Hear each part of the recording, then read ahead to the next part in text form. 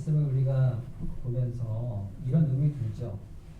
나오미가 룻에게 왜 이렇게 위험한 일을 시켰을까? 사실 지금 나오미에게 시킨 일이 뭔지 본문 3절과 4절에 나오는데 한번 볼까요? 그런즉 너는 목욕하고 기름을 바르고 의복을 입고 사장마당에 내려가서 그 사람이 먹고 마시기를 다하기까지 그에게 보이지 말고 그가 누울 때에 너는 그가 눕는 곳에 알았다가 들어가서 그의 발치 이불을 들고 거기 누우라. 그가 내 할 일을 내게 알게 하리라. 이렇게 말하고 있어요. 그러니까 너는 목욕하고 또 기름을 바르고 의복을 입고. 이게 무슨 말이죠? 곱게 단장하라는 거잖아요. 단장하고 그 다음 타작마당에 이 추수가 끝난 다음에 먹고 마시고 이제 즐기기를 하는데, 이 마시다는 말은요 술을 먹다는 얘기예요. 술을 먹고 이제 거하게 이제 잠이 들 그때에 이제 집으로 가지 않고 그 복식당 근처에서 이제 잠을 자는 풍습이 있는 합니다. 그래서 그곳에서 잘 때 거기 발치에 이불을 들고 살짝 누우라. 아, 이게 생각하기에 따라서 굉장히 망측한 부끄러운 그런 일이 아닐 수 없죠. 이건 보아스의 마음을 유혹하려고 하는 것처럼 보이지 않습니까? 그러니까 오늘 말씀의 이 룻이 경건하고 또 정숙하고 또 현숙한 여인이다 이렇게 말을 하고 있는데, 그렇게 볼 수가 없는 것이죠. 어찌하여 나오미가 이와 같은 일을 도대체 룻에게 시켰을까? 이게 이제 사실 우리에게 궁금한 것이라 할 수 있습니다. 나오미가 그 일을 시킨 이유에 대해서 2절에 이렇게 말을 합니다. 네가 함께하던 하녀들을 둔 보아스는 우리의 친족이 아니냐. 친족이다. 이렇게 말하고 있어요. 그러니까 이 친족이라는 사실로 인해서 지금 나오미가 룻에게 이 일을 시키는 것인데, 자, 룻이 말입니다. 그런데 룻이 그 나오미의 이렇게 하라고 명령할 때에 그냥 시키는 일을 어떻게 그걸 할 수가 있냐 말이죠. 어머니, 이거는 저로서는 도저히 할 수 없는 일입니다. 내가 어찌 일을 하겠습니까? 아무리 제가 어머니 말씀을 다 듣는다 그래도 이런 일은 제가 못하겠습니다. 이렇게 얘기해야 될 거 아니겠어요? 그런데 본문에 뭐라고 되어 있어요? 5절에 룻이 시어머니에게 이르되 어머니의 말씀대로 내가 다 행하리이다. 그리고 다 행하게 됩니다. 이 두 여인의 마음이 도대체 어떤 마음인가 이거죠. 우리가 볼 때 이해하기가 참 힘이 든 것입니다. 도대체 그러니까 이 시어머니와 며느리가 이제 과부가 되고 상황이 어려우니 마음을 같이 짜고 계획을 세워서, 아하, 이 보아스가 우리 친족인데 게다가 부유하고 그러니 괜찮은 사람이니 이 사람을 붙들면 우리가 먹고 살 수 있지 않겠느냐. 그럼 우리 평생이 해결될 거 아니냐. 네가 젊으니 네가 가서 유혹하라. 이렇게 하는 것처럼 보이는 것이죠. 자, 그렇게 되면 어떻게 됩니까? 이 룻기는요 아름다운 성경의 말씀의 이야기가 아니고 추잡한 얘기가 되어버린 거예요. 도대체 우리가 여기서 영적인 걸 도대체 뭘 배워야 되느냐 이것이죠. 여러분 생각 어떻습니까? 저는 이걸 이해하는데요 상당히 오랜 시간이 걸렸어요. 아무리 생각해도 잃는다고 하는데 제 마음이 시커매서 그런지 이게 자꾸 그렇게 보이는 것이죠. 어찌 성경에 이런 얘기가 있나. 이 세상에서 이런 일이 만일 벌어진다면 틀림없이 좋지 않은 일이 벌어질 것이 뻔한데, 근데 어찌 이런 것인가. 하나님께서 보아스를 시험하시길 그런 것인가, 아니면 룻과 나오미를 시험하시길 그런 것인가. 이게 지금 위기의 순간인지 아니면 하나님께서 룻과 나오미에게 새로운 삶의 기회를 열어주시려고 그러시는 것인지, 기회이냐 위기냐, 우리가 혼란스러운 것입니다. 그런데 여러분, 그런데 우리가 영적인 관점에서 이 성경을 봐야 되지 않겠어요? 그래서 본문을 다시금 영적인 관점에서 선한 방식으로 살펴보는 것이죠. 정말 그러한가? 정말 그러한가? 나오미가 룻과 며느리 룻과 그 룻을 단장시켜서 보아스의 마음을 흘려서 평생 미천을 먹을 미천을 얻어보자 이런 흉악한 마음으로 했을 것이라 우리는 생각할 수가 없는 것이죠. 만일 그렇다면 나오미가요 처음부터 모압 땅에서 돌아올 때 자신을 따라오겠다는 두 며느리를 굳이 오지 말라, 집으로 돌아가라 했겠어요? 안 그랬겠죠. 둘 다 데려오려고 애썼겠죠. 그러면 더 큰 기회를 얻지 않겠습니까? 전혀 그런 여인이 아닙니다. 나오미가. 나오미가 또 베들레헴으로 돌아와서 뭐라고 했어요? 하나님께서 내게 고통을 주셨다. 나를 나오미라 부르지 말고 마라라 부르라. 이렇게 말할 때 하나님이 나를 치셨다 말하는 그 나오미의 심령은요, 하나님이 나를 괴롭게 하셨다 이렇게 해서 그치는 게 아니고 결국 하나님께서 하나님을 떠났던 나를 징벌하시고 이제 나를 돌이켜 하나님의 백성으로 나를 삼아 주셨구나 하는 그러한 고백이 담겨있는, 영적 고백이 담겨있는 그런 여인의 모습이었습니다. 그러니까 나오미는요, 하나님 앞에 지금 영적으로 회개하고 돌아와 영적 각성을 깨달은 여인인 것이죠. 그러니까 그럼 룻과 함께 못된 일을 꾸몄다라고 말할 수가 없습니다. 그래서 나오미가 룻에게 그렇게 말하게 된 분명한 배경이나 이유가 있을 거 아니겠어요? 왜 도대체 그런 생각을 했을까? 그 배경이나 이유는요, 바로 우리가 지난주에 살펴본 2장의 말씀 속에 있습니다. 룻에게 룻이 이제 이삭을 좀 주오겠습니다 하고 나가고 돌아왔는데 보리를 한 에바, 즉 성인이 열흘 먹을 수 있는 엄청난 양의 곡식을 많이 주어서 온 거예요. 그래서 어디서 이렇게 많이 가져왔느냐 자초지종을 물으니 결국 룻에게 누구에 대한 얘기를 듣습니다. 바로 보아스가 어떻게 말을 했고 어떻게 그에게 선한 행위를 했는지 자세하게 듣게 되는 것이죠. 그 말할 수 없이 세밀한 보호와 긍휼의 모습, 그 보아스의 그 경건함을 나오미가 누구보다 잘 알고 있었던 것이죠. 그래서 룻에게 다른 밭에 가지 말고 여기서만 주어라. 소년들에게 명하여 이 룻을 건드리지 말라. 또 와서 물을 마셔라. 이렇게 보호하는 그런 행위를 한 이유가 뭘까요? 그것은 보아스가 룻이 또한 어떤 여인인지를 들어 알고 있었기 때문입니다. 룻기 2장 11절에 보면 보아스가 그에게 대답하여 이르되 네 남편이 죽은 후로 네가 시어머니에게 한 모든 것과 내 부모와 고국을 떠나 전에 알지 못하던 백성에게로 온 일이 내게 분명히 알려졌다 이렇게 했어요. 그러니까 룻이 현숙한 여인이요 하나님 앞에 경건한 여인으로 이 베들레헴으로 들어온 모함 여인이지만 들어온 여인인 것을 틀어서 너무 잘 알고 있었던 거예요. 이 보아스가 그래서 이 룻을 향하여 하나님의 손길을 염두에 두고 그 손길로 보호하여 준 것입니다. 그러니까 보아스가 볼 때에는 룻은 시어머니에게 이미 행한 그 선을 들었고 그 경건의 말들을 다 들었던 것이죠. 여러분 사실요 룻이 어머니를 따르는 일은요 보통 일이 아니에요. 여러분 신명기 25장 5절과 6절에 보면요 하나님의 율법에 이런 내용이 있습니다. 형제들이 함께 사는데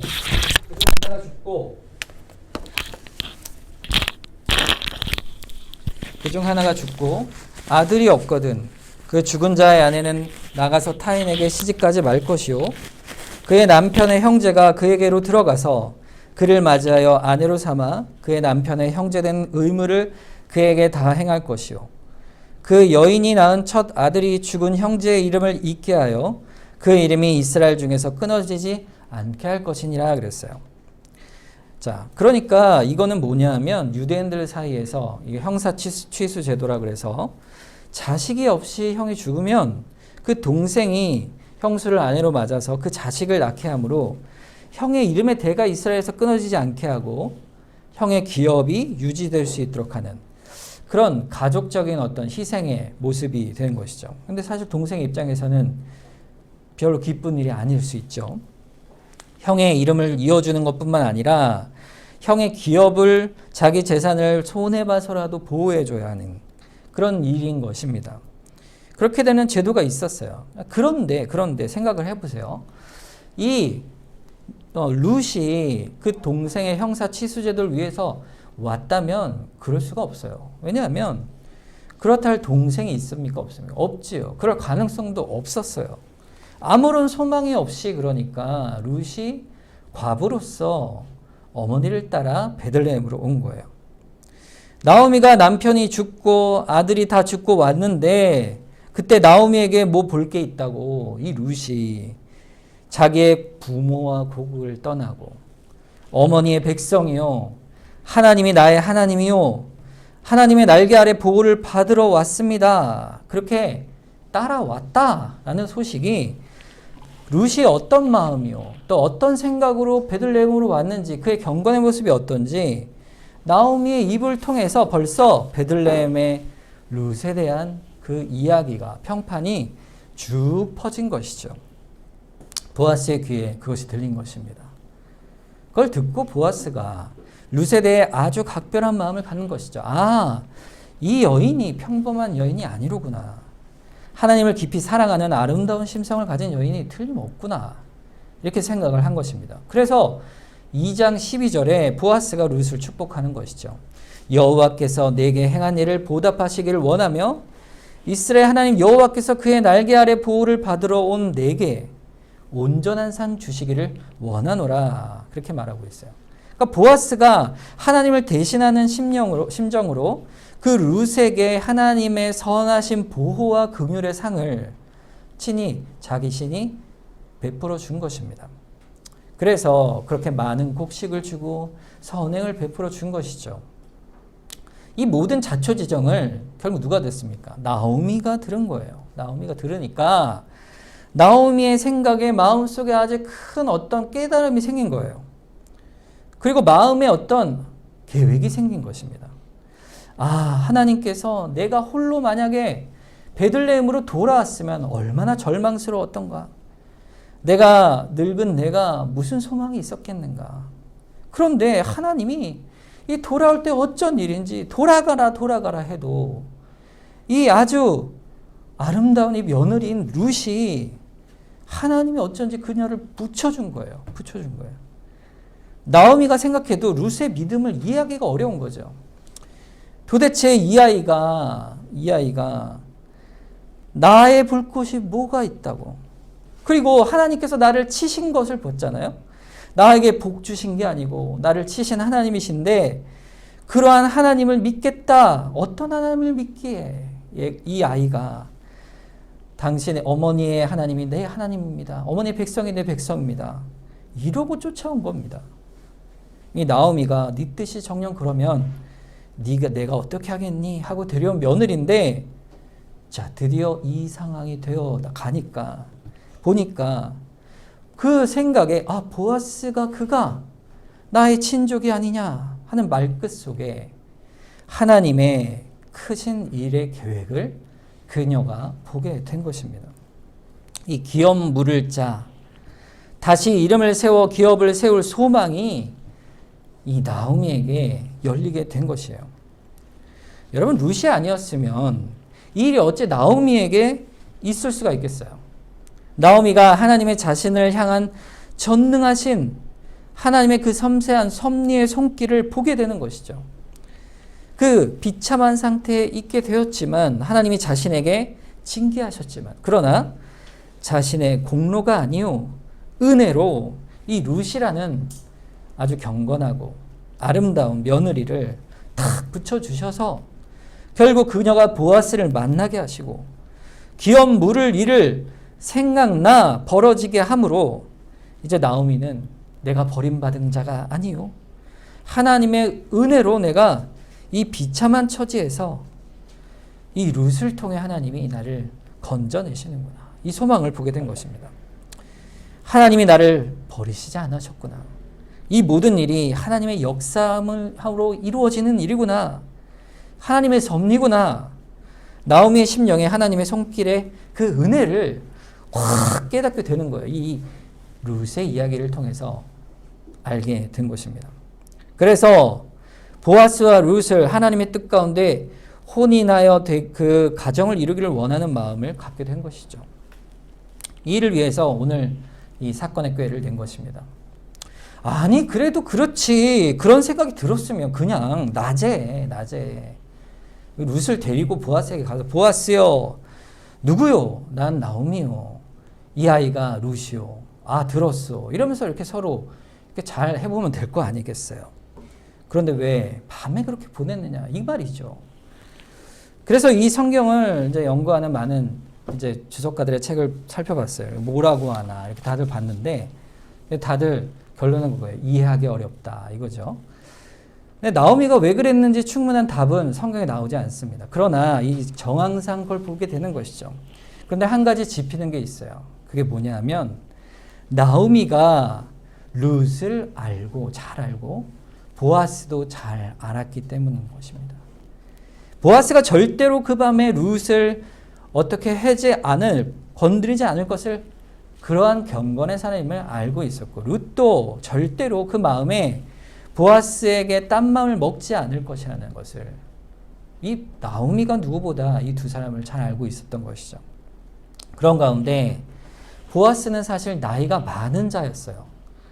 그리고 젊은 룻의 여인이니 둘이 기업 물을 자를 묶어주는 일은 사실 사람의 일이 아니라 하나님이 특별한 간섭이 없으면 안 된다는 사실을 알고 있었기에 나오미는 그렇게 행하도록 생각을 한 것이다. 그래서 보아스의 경건을 알고 룻의 경건을 알기 때문에 악한 마음으로 행할 일이 결코 없을 것을 미리 알고 보아스로 하여금 그의 책임에 대한 그 기업 물을 자의 책임을 묻도록 그렇게 의도한 것이다. 이렇게밖에 해석할 수가 없습니다. 자, 이런 관점에서 보면요. 오늘 본문의 내용들을 우리가 하나하나 이해할 수가 있게 돼요. 룻의 경건, 그리고 정숙함, 또 룻을 대하는 보아스의 경건이 그 다음에 이어지고 있습니다. 먼저 룻을 볼까요? 9절에 보세요. 이르되 네가 누구냐 하니 대답하되 나는 당신의 여종 루시오니 당신의 옷자락을 펴 당신의 여종을 덮으소서 이는 당신이 기업 물을 자가 됨이니이다 하니 이 룻의 말 속에 거룩함과 또 정숙함이 현숙함이 들어 있습니다. 그가 온 이유를 보아스에게 설명하기를 뭐라고 되어 있어요?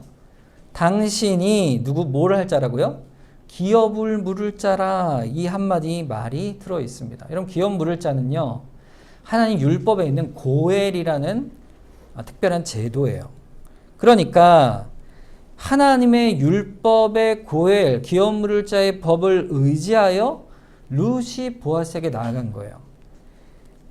이전에 과부와 고아를 돌보시는 하나님, 가난한 자를 돌보시는 하나님께서 곡식을 추수할 때 열매를 남겨두고 곡식을 남겨두게 하셨을 때 그 율법을 의지하여 이삭을 주스러 나갔던 룻이었듯이 이제는 기업 물을 자를 세워 하나님 나라의 기업의 이름을 이으라 명하신 하나님의 긍휼의 법을 아래에서 다시 의탁하여 룻이 보아스에게 나아가고 있는 거예요. 그래서 내가 어머니가 시키는 그 뜻을 다 이해하진 못하지만 보아스는 경건한 분이요 또 그분이 행할 바를 나에게 알려줄 것이니 주의 말씀을 의지하여 나아가겠습니다. 이렇게 룻이 경건으로 나아간 것입니다.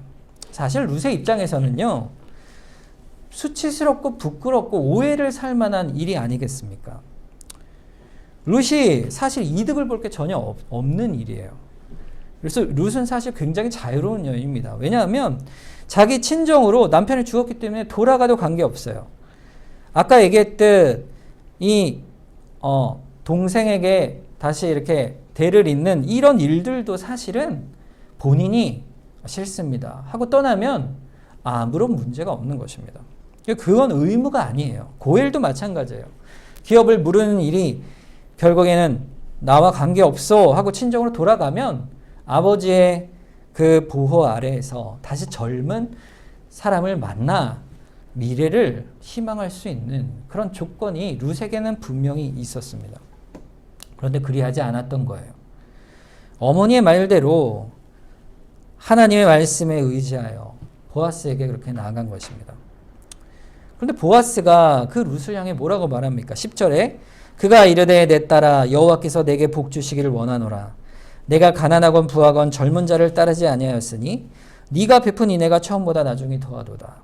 그러니까 지금 이 상황만 보면 모양만 보면 캄캄한 밤에 잘 단장한 여인이 나이든 보아스의 발치에 이불을 들고 들어갔으니 모양이 참 좋지 않은데 그곳에서 오고 가는 모든 일들은요, 그렇지가 않은 거예요. 아주 경건하고 하나님의 그 계획하심과 뜻 안에, 그 법도 안에 깨끗한 마음으로 서로 이 상황이 이루어져 가고 있는 것입니다.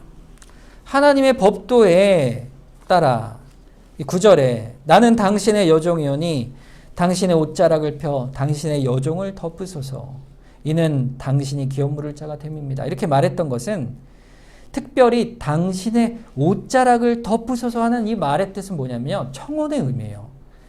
당신의 아내가 되길 원합니다. 이 말이에요. 기업 물을 자의 그 법을 따라 내가 율법을 따라 당신께 아내 되길 원합니다. 그랬더니 보아스가 얘기하는 거예요. 아니 젊은 자에게 갈 수 있거늘 나이든 내게 청하니 그 베푼 인애가 이전보다 더 크고 이렇게 하고 서로 화답하는 거예요. 그러니까 룻은 먹고 살기 위해서 어쩔 수 없이 보아스에게 간 것이 아니에요. 룻 개인의 입장에서 보면 정욕을 따라서 혹은 미래의 인생을 길게 보면 자신은 자유롭게 친정으로 돌아갈 수도 있는 것인데 유대사회 질서가 그런 것인데 룻에게는 당연한 일이죠. 그런데 보아스에게 그렇게 나아갔으니 보아스가 보는 것은 룻이 보통 여인이 아니구나 하는 것이죠. 여러분 보아스 눈의 입장에서 본 룻은요 딱 한 가지예요. 놀라운 하나님의 딸인 것입니다. 그 마음속에 무엇이 있기에 아무것도 볼 것 없는 시어머니를 쫓아서 이 베들레헴 땅까지 왔는가? 그것은 한 가지 이유가 있으니 바로 시어머니를 알게 된 여호와 하나님을 자기가 믿고 사랑하여 하나님께서 너를 그 날개 아래 보호하러 온 너를 하나님께서 그 날개에 보호하시길 원하노라 이렇게 보아스가 인정하게끔 그렇게 믿음 가운데 행한 것이죠. 자, 근데 여기 나온 하나님의 날개 아래 할 때 그 날개란 말하고요. 오늘 룻이 보아스에게 당신의 옷자락으로 덮으소 하는 그 옷자락이요. 같은 단어입니다. 같은 단어예요.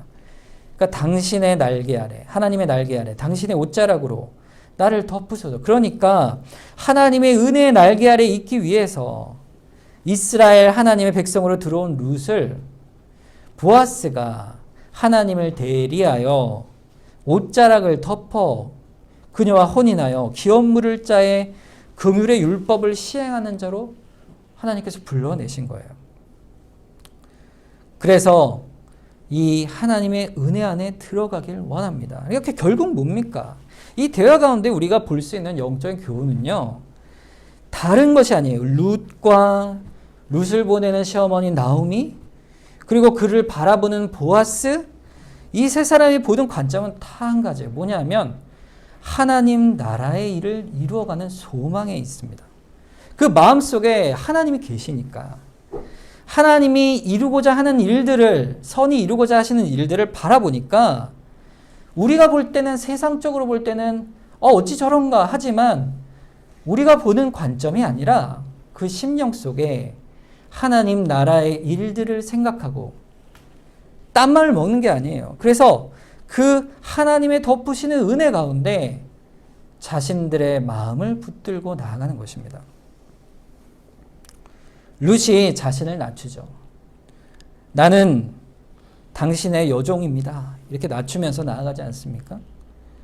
나를 옷자락으로 덮어주십시오. 이것은요, 사실 이런 의미가 있어요. 에스겔서에 이 단어의 뜻이 나오는데 에스겔서 16장 6절에서 8절입니다. 내가 내 곁으로 지나갈 때 네가 피투성이가 되어 발짓하는 것을 보고 내게 이르기를 너는 피투성이라도 살아있으라. 다시 이르기를 너는 피투성이라도 살아있으라 하고 내가 너를 들의 풀과 같이 많게 하였더니 네가 크게 자라고 심히 아름다우며 유방이 뚜렷하고 내 머리털이 자랐으나 내가 여전히 벌거벗은 몸이었더라. 내가 내 곁으로 지나며 보니 내 때가 사랑할 만한 때라. 내 옷으로 너를 덮어 벌거벗은 것을 가리고 내게 맹세하고 언약하여 너를 내게 속하게 하였느니라. 나 주 여호와의 말이니라. 이 말씀은요, 지금 에스겔 선지자를 통해서 이스라엘을 향한 하나님의 언약적인 사랑을 표현하는 놀라운 말씀입니다. 하나님 보실 때 애굽에서 종살이 하던 이스라엘 백성 얼마나 비참한지 마치 생사의 길에 허둥대는 이 사생아, 막 태어나서 버림받은 피덩이 같은 그 버려진 아기와 같이, 길가에 버려져 있는 아기 같이 이내 숨이 끊어지게 된 것 같은 그런 모습으로 있는 거예요. 애가 얼마나 지쳐 있겠어요. 힘이 없이 우는 그 모습을 보고 그때 지나가다 그 아이를 건져내어 불쌍히 여겨 생명이라도 붙어 있으라 하여 그를 씻기고 먹이고 아주 곱게 자라게 한 것이죠. 그 벌거벗은 몸을 또 자신의 옷으로 덮어주시는 거예요. 그리하여 하나님께서 그를 건져내시는 것입니다. 이게 뭘까요? 이 언약을 맺는 거예요. 내가 그 옷을 덮어 언약을 맺고 내게 속하게 하였다, 이 말은 하나님이 우리의 신랑이 되시고 우리의 백성인 우리는 그의 신부가 된다, 이 말입니다. 하나님의 언약에 대한 말씀, 하나님께서 우리를 구원하실 때 그 언약에 대한 말씀을 할 때 내가 내 옷을 덮어냈다, 이 말씀 하시는데 이 단어가요 똑같은 단어예요. 오늘 본문의 단어라. 구약 성경에 딱 이 두 군데에서만 이 말씀이 나옵니다. 그러니까 하나님께서 마치 이스라엘을 사랑하여 불러내셨듯이 건져내시어 그 은혜 옷으로 덮으시듯이 나와 같이 미천한 자를 당신의 긍휼로 덮어주시옵소서. 이렇게 룻이 보아스에게 나아간 거예요. 자, 그럼 보아스가 어떻게 반응했을까요? 교만하게 그러냐, 내가 받아주마 이랬을까요? 아니에요. 보아스가 전혀 더러운 마음이나 교만한 마음이나 계산이 없이 오직 한 가지죠. 하나님의 날개 아래 보호를 받기 위하여 온 이 경건하고 또 율법을 따라 주께 나온 하나님 나라의 백성된 이 룻을 향해서 그 은혜에 의탁하러 나온 그녀를 하나님께서 보호하시길 원하노라. 결국 이 하나님 나라의 보호와 통치와 섭리가 그녀에게 또 우리에게 임하기를 원하는 거예요. 이 하나님 나라의 아름다운 보호와 통치, 그것을 이 룻에게 또 나오미에게 이루기를 원한 자가 누구예요? 보았습니다. 그래서 11절에 그리고 이제 내 딸아 두려워하지 말라. 내가 내 말대로 내게 다 행하리라.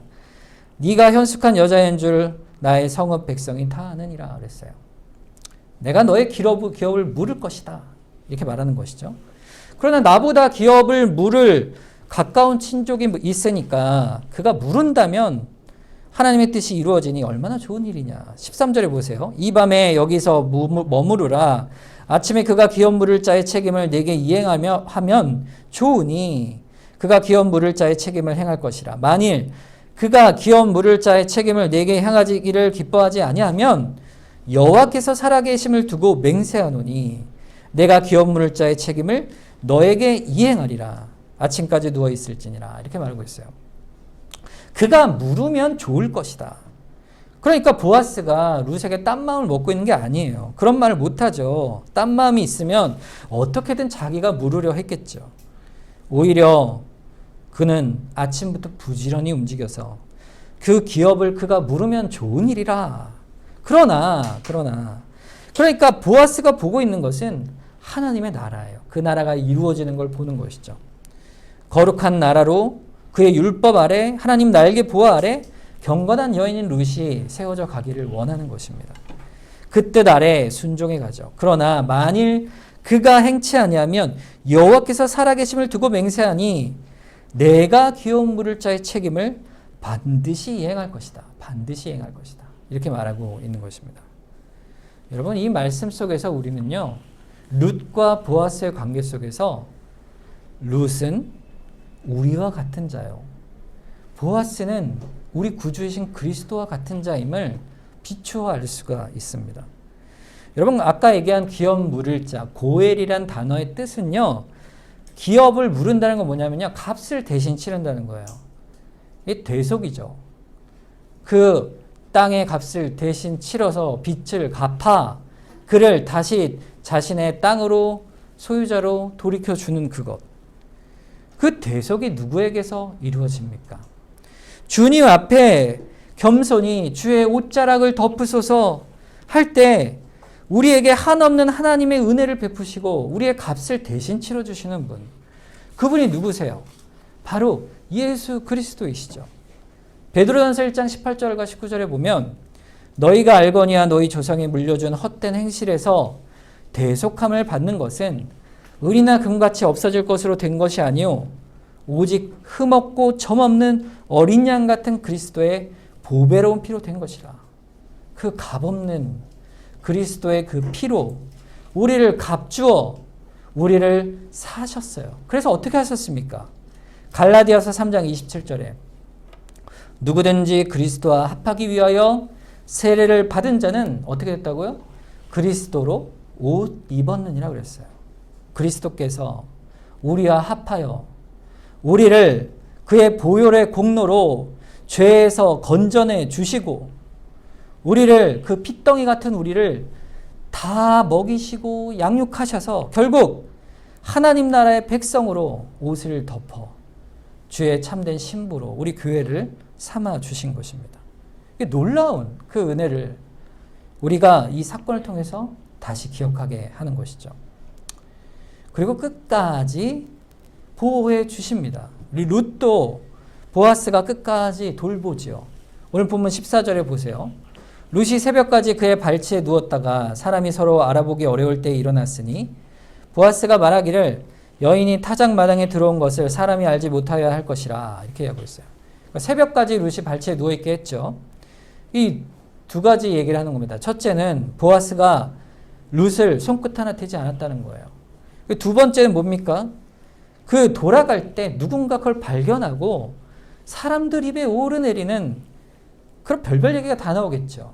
그런 수치스러운 일을 당하지 않도록 룻을 끝까지 보호해 주는 거예요. 그리고 돌아갈 때 그 빈손으로 시어머니에게 가지 않도록 보리를 6번 되어 룻에게 주어줍니다. 아니 지난번에는 14바죠. 10번 되어서 줬는데 왜 이번엔 6번밖에 안 줍니까? 사랑이 식은 거 아닙니까? 이렇게 얘기할 수 있죠. 그런데 눈에 띄지 않도록 잘 갈 수 있도록 적당한 양을 챙겨준 것이죠. 아주 세밀하고 또 합당한 그러한 은혜를 끝까지 베풀어 줍니다. 하나님의 날개 아래 온 자에게 보호를 베푸는 보아스의 경건, 하나님만 바라보고 그의 손길에 의탁하여 나아온 룻, 그리고 하나님의 얼마나 큰 위로와 손길이 이렇게 이루어지는 것인가. 결국 룻을 통해 깨닫고 룻을 나아가게 한 나오미, 여기 등장한 이 세 사람은 모두 그 중심에 결국 하나님의 그 사랑이 있는 거예요. 하나님의 나라가 있는 거예요. 세상의 가치에서 볼 때 어찌 이런 일인가 우리가 말할 수 있는 그런 상황에서도 하나님 나라의 사람, 하나님의 다스리심을 받는 사람은 그 심령과 삶이 다른 열매를 맺게 됩니다. 하나님의 은혜로 나아가게 되는 거예요. 우리가 볼 때 세상 속에 살아갈 때 어찌 나에게 이런 일이 있을 수 있는가? 내가 어찌 이런 상황에 있을까? 그렇게 생각할 수 있는 상황 속에서 우리 가운데 하나님의 나라가 있다면 하나님의 말씀을 순종하고 우리의 말과 행실과 생각과 가치 속에 오직 하나님 나라의 백성으로 살아가는 그 선택과 행동이 있다면 그것이 바로 하나님의 나라를 이루는 주의 백성의 삶이 되어가는 것입니다. 그래서 결국 4장으로 이어지는 다윗의 계보로 구속사의 역사에 이어지고 결국에는 예수 그리스도의 탄생으로 이어지는 놀라운 하나님의 계획이 이루어져 가지 않습니까? 이 룻은 한 사람, 보아스 한 사람, 나오미 한 사람, 그 개인의 삶 속에 하나님의 마음과 하나님을 향한 경건의 마음을 주셔서 움직여 결국에는 하나님은 자신의 계획하신 큰 일들을 섭리 가운데 이루어 가시는 것이죠. 여러분 오늘도 우리에게 우리 교회를 통해서 하나님께서는 역시 동일하게 역사해 가십니다. 여러분 성도 한 분 한 분을 통해서 언제 어떻게 무슨 일을 해 갈지 그 모든 한 걸음 한 걸음마다 여러분을 하나님께서 붙들고 계세요. 그리고 사용해 가세요. 우리 주일학교 어린 아이들도 동일합니다. 아이들부터 우리 모든 성도들이 이르기까지 하나하나 주의 하나님 나라의 백성으로 길러내 주세요. 그래서 교회의 각 기관으로 세우시고 교회에 직분을 주셔서 말씀을 전하는 자나 가르치는 자나 봉사하는 자나 아니면 각자의 자리에서 믿음 가운데 살아갈 수 있는 복된 하나님 나라의 백성으로 삼아 주시는 거예요. 그렇게 하나님이 주의 일들을 우리 마음 가운데 이루어 가십니다. 본문 18절에 이에 시어머니가 이르되 내 딸아 이 사건이 어떻게 될지 알기까지 앉아 있으라. 그 사람이 오늘 이 일을 성취하기 전에 쉬지 아니하라 하니라 그랬어요. 하나님께서 우리의 가운데 일하실 때 결코 쉬지 않으십니다. 우리를 하나님 나라 가운데 놀라운 계획 가운데 그 안에 있게 하세요. 그래서 우리가 오늘 본문에서 배울 것은요. 하나님을 생각하는 자를 통해 하나님이 그 뜻을 이루어 간다는 것입니다. 여러분 삶에요. 하나님을 생각하시길 바랍니다. 너무 바빠서 하나님을 생각할 틈이 없으십니까? 우리가 그래서는 안 돼요. 어떤 일 속에서도 하나님이 무엇을 기뻐하실까? 하나님의 뜻이 무엇인가? 그 가운데 하나님께서는 우리의 경건한 삶을 이끌어 가십니다. 그리고 그 뜻을 이루어 가시는 거예요. 우리는 룻과 보아스의 경건을 보고 따라가야 합니다. 나오미의 찬양도 우리의 입술의 찬양이 되어야 되죠. 이 룻과 보아스의 삶의 모습, 우리가 서로 피차간에 행해야 할 아름다운 모습이 여기에 있는 거예요. 예수님께서 바로 이 보아스와 같이 우리를 품어주시고 옷자락으로 덮어주시고 그 십자가 앞에 엎드려 나아갈 때 붙들어 주시는 주님이시죠. 우리를 끝까지 사랑하시는 우리 신랑 되신 예수님. 우리가 어떤 마음을 품고 살 것이냐. 구체적으로 빌립보서 2장 1절과 5절 마지막으로 살펴보겠습니다. 그러므로 그리스도 안에 무슨 겉면이나 사랑의 무슨 위로나 성령의 무슨 교제나 긍휼이나 자비가 있거든. 마음을 같이하여 같은 사랑을 가지고 뜻을 합하여 한 마음을 품어 아무 일에든지 다툼이나 허영으로 하지 말고 오직 겸손한 마음으로 각각 자기보다 남을 낮게 여기고 각각 자기 일을 돌볼 뿐더러 또한 각각 다른 사람의 일을 돌봐 나의 기쁨을 충만하게 하라. 너희 안에 이 마음을 품으라. 곧 그리스도의 예수의 마음이라 말하고 있어요. 보아스가, 룻이, 나오미가 하나님 나라의 백성으로 교회로 모여 이 땅에 살아가는 겁니다. 이 마음으로 살아가는 거예요. 그 마음의 삶이 교회의 열매로 나타나는 것이죠. 오늘 말씀처럼 우리가 살아가기를 원합니다. 그리스도의 마음을 품고 그리스도를 의지하여 그 옷자락 안에 품어주시옵소서. 주님의 뜻을 따라 살겠습니다. 고백하는 우리 인생이 되길 원합니다.